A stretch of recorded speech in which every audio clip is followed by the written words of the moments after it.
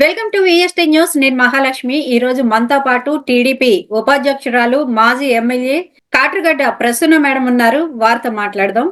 Madam నమస్తే అండి. నమస్తే మా. ఇప్పుడు చూసుకుంటే కేంద్ర బడ్జెట్ లో ఏపీకి ఇచ్చిన 15,000 కోట్లు సరిపోతాయి అనుకుంటున్నారా? ఇంకా మనకి ఎందుకంటే రాజధాని ఇంకా లేదు. రాజధాని చెయ్యాలి, పోలవరం కంప్లీట్ చెయ్యాలి, ఇంకా 3-4 ఎయిర్పోర్ట్లు కూడా చెప్పారు. ఈ బడ్జెట్ మనకి సరిపోతుంది అనుకుంటున్నారా ఏంటి మేడం? ఇంకా ఇది ఇప్పటితోనే ఆగిపోలేదు కదమ్మా. ఈ సంవత్సరానికి సంబంధించింది ఇది ఒక స్థాయిలో నిర్మాణం జరుగుతూ వస్తుంది కదా. అంతకుముందు 5 సంవత్సరాల పాటు కూడా ఆగిపోయినటువంటి నిర్మాణాన్ని ఒక్కసారిగా టేక్ ఓవర్ చేసేటప్పుడు ఈ 15,000 కోట్ల రూపాయలని మనం ఇప్పుడు వాడుకుంటూ పోతుంటే మనలా కావాల్సినప్పుడు సప్లిమెంట్ బడ్జెట్ కింద కూడా తీసుకోవడానికి అవసరం ఉంటుంది, అవకాశం కూడా ఉంటుందమ్మా దానికి. అందువల్ల నిజం చెప్పాలంటే ఈ రోజున అందరూ కూడా విస్తుపోతూ ఉన్నారు. ఇటు తెలుగుదేశం పార్టీకి ఏపీకి కానివ్వండి, అటు బీహార్కి కానివ్వండి, కేంద్ర ప్రభుత్వం ఇచ్చినటువంటి ఏవైతే వరాలు ఉన్నాయో అవి అందరినీ ఆశ్చర్యానికి కూడా గుర్చేసే విధంగా ఉన్నాయి. పోలవరం ప్రాజెక్టుని నిర్మించడానికి పూర్తి స్థాయిలో సహకారం అందించడం గాని, 15,000 కోట్ల రూపాయలతో అమరావతి నిర్మాణాన్ని చేపట్టడం గాని, కొన్ని క్లస్టర్స్ అభివృద్ధి చేయడం గాని, కొత్త కొత్త వేస్ ని డెవలప్ చేయడం, విమానయాన కింద ఈ రోజు కొత్త ఎయిర్పోర్ట్ ని తీసుకొచ్చేసి ఆర్థికాభివృద్ధిలో అగ్రగామి స్థానం కింద ఆంధ్రప్రదేశ్ తీసుకెళ్తున్నటువంటి విధానం. మేము అధికారంలోకి వచ్చి కేవలం ఈ రోజుకి 48 రోజులే అయింది. ఈ 50 డేస్ బిలోనే ఇంత సాధించాము అంటే ఇంతవరకు కూడా అడ్రస్ లేకుండా ఉంది, ఇంతవరకు కూడా రాజధాని లేకుండా ఉంది. రాజధాని లేనటువంటి ఒక రాష్ట్రంగా ఉన్నటువంటి, ఒక తల్లి లేకుండా బిడ్డలు ఉన్నటువంటి పరిస్థితుల్లో ఉన్నటువంటి మనం, అనాథలుగా ఉన్నటువంటి మనం ఈ రోజున కేంద్ర ప్రభుత్వం ముందుకు వచ్చి, అది చంద్రబాబు నాయుడు గారి చొరవతో బడ్జెట్ ప్రవేశపెట్టడానికి ముందే 2-3 సార్లుగా ఢిల్లీకి వెళ్లి ఆర్థిక మంత్రితోనూ వివిధ శాఖల మంత్రులతో కూడా ఆయన వారందరికీ కూడా నివేదికలు ఇచ్చి కొంతవరకు మాకు ఇలా కావాలి అని అడిగిన ఫలితంగానే ఈ రోజున ఒక రకంగా చెప్పాలంటే అందరికన్నా కూడా ఎక్కువగా మనం సాధించుకోవడం జరిగింది. ఇది గర్వకారణం కాదా? ఇది చంద్రబాబు గారి యొక్క ఒక రాజకీయ చతురతకి నిదర్శనం కాదా? చంద్రబాబు నాయుడు గారికి రాష్ట్రం మీద ఉన్నటువంటి చిత్తశుద్ధికి ఇది తార్కాణం కాదా? అయితే మేడం, ఇప్పుడు మనకి ఇచ్చిన బడ్జెట్ పై బీజేపీయేతర ప్రభుత్వాలను చిన్న చూపు చూస్తోంది అని చెప్పేసి తెలంగాణ వాళ్ళు ఆరోపిస్తున్నారు. దీనికి మీరేమంటారు? నిజం చెప్పాలంటే నేను ఆంధ్ర నుంచి వచ్చినటువంటి తెలంగాణ వాదిని, అంతేకాకుండా తెలంగాణని కర్మభూమిగా చూస్తున్నటువంటి వ్యక్తి. ఆంధ్రాకి వరాలు ఇచ్చారు, అవసరం ఉంది.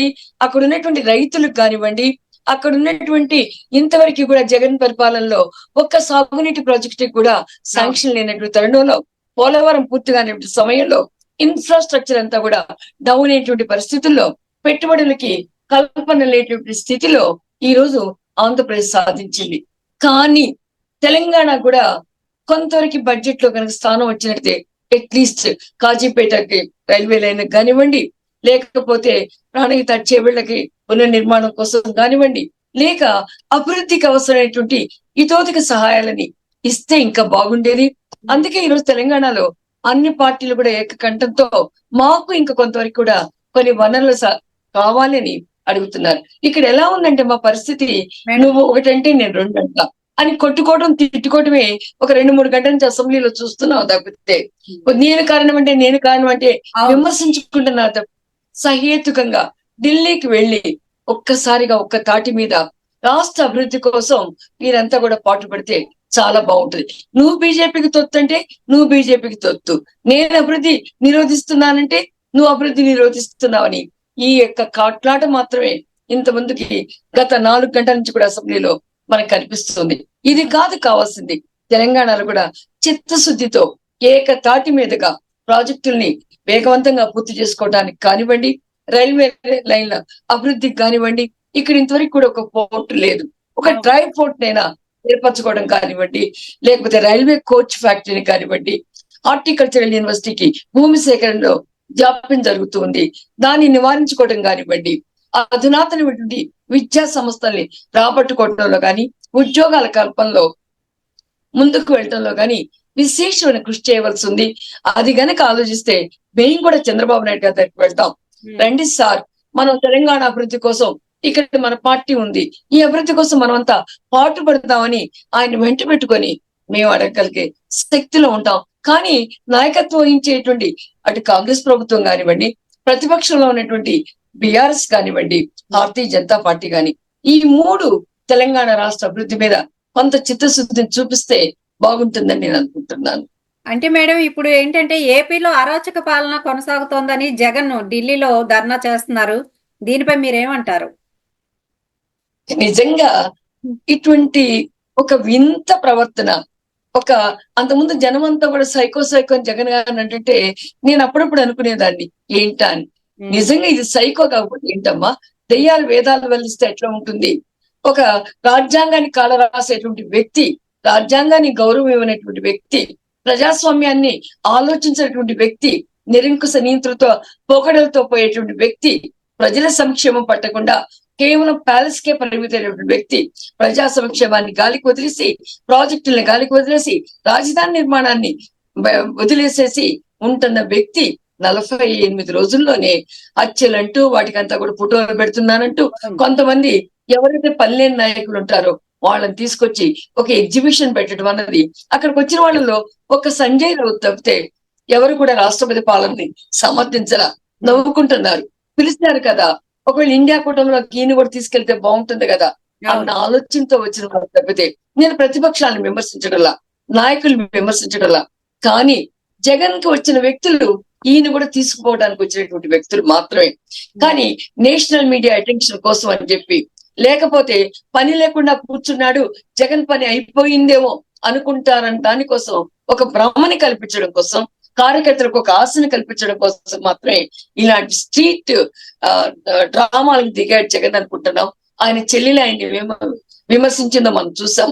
ఇంతకుముందు షర్మిల గారు ఏమని వ్యాఖ్యానించారు అది చూసిన తర్వాత ఈ యొక్క ఆయన పెడుతున్నటువంటి ఫోటోలన్నీ ఎవరి విషయంలో, ఎప్పుడు ఎన్నికలప్పుడు జరిగినవి, అది ఆయన ప్రభుత్వంలో ప్రభుత్వాది నేతగా శాంతి భద్రతలు పర్యవేక్షించేది వ్యక్తిగా ఉన్నప్పుడు జరిగిన సంఘటనలు తను బాధ్యత వహించాల్సిన పోయి మా మీద ఆడలేక మధ్యల మీద పడ్డట్టు, చేతగాని వాడి పిల్లి తలకాయ కొరికినట్టు అట్లాంటి పనులు చేస్తున్నాడు తప్పితే ఇది ఆక్షేపణీయం. ఎవరు దీన్ని నమ్మరు. 45 రోజుల్లో ఒక ప్రభుత్వం మీద ఇలాంటి విమర్శలు చేయటం అన్నది జగన్కి మాత్రమే చెల్లుతుంది అనుకుంటారు, ఏ ప్రజాస్వామ్యవాదికి చెల్లదు. అంటే ప్రతిపక్ష హోదా కోసం హైకోర్టుకు కూడా వెళ్ళారు. మరి ప్రతిపక్ష హోదాకి రాజ్యాంగంలో ఒక సంఖ్య ఉందమ్మా, ఆ సంఖ్యలో ఉండాలి. ఎంత ఓట్లు పోలేనియో ఆ పోలైన దాని నుంచి ఇంత శాతం ప్రతినిధులు ఉండాలి అని చెప్పి ఉండటం జరిగింది. అదేది లేకుండా ఒక్కడుండి కూడా నేను ప్రతిపక్ష నాయకుడిని అంటే, ఇద్దరుండి కూడా ప్రతిపక్ష నాయకులు అంటే ప్రతిపక్షం అన్న మాటకే అర్థం లేదు. ఏం ప్రతిపక్ష హోదా వస్తే ఆయనకి ఏమైనా కొత్త లాభం జరిగిద్దా? ఇప్పుడు ప్రజల సమస్యల మీద పోరాడలేడా? ప్రజా సమస్యలు తీసుకొని ఆయన ముందుకు వెళ్ళలేడా? అది చేయలేడు.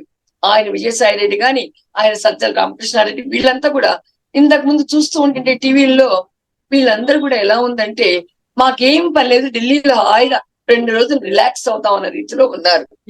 వీళ్ళు ఎందుకు ఇక్కడ అసెంబ్లీలో రావాలి, శ్వేతపత్రాల మీద సమాధానాన్ని ఇవ్వగలగాలి, అసెంబ్లీలో అసెంబ్లీలో జరుగుతున్నటువంటి కార్యకలాపాలు పాలు పంచుకోవాలి. ప్రతిపక్ష నేత అంటున్నాడే, ఆ ప్రతిపక్షంలో క్రియాశీలకమైనటువంటి ప్రతిపక్ష పాత్రని ఇక్కడ పోషించాలి. అసెంబ్లీ సమావేశాలకు రాకుండా, అసెంబ్లీ సమావేశాలకు డుమ్మా కొట్టి జంతర్ మందర్ ధర్నాలు చేస్తే రేపు ప్రజలే నవ్వుకుంటారు. ఇంకా తగిన బుద్ధిని కూడా చెప్పడం జరుగుతుందమ్మా. చాలా చక్కటి విశ్లేషణ ఇచ్చారు madam. Thank you very much. Thank you అమ్మా. నమస్తే. నమస్తే మేడం.